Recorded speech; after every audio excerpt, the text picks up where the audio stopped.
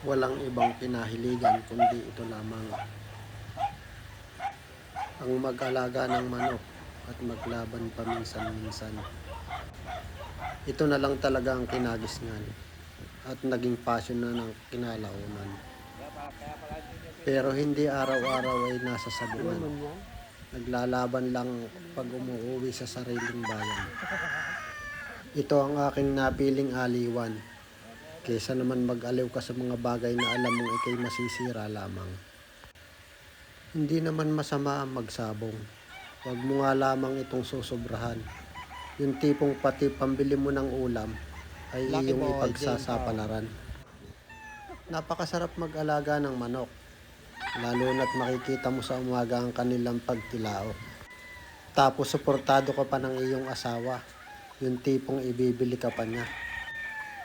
O, di ba ang saya? Happy ka na. Nakakapanlaki ng mata. Tapos yung binili niya'y nanalo pa.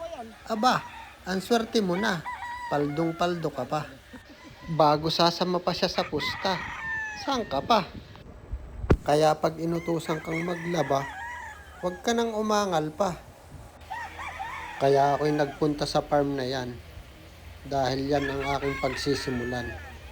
Ang matagal ko nang pinapangarap na ako'y magkaroon ng sarili kong ganyan.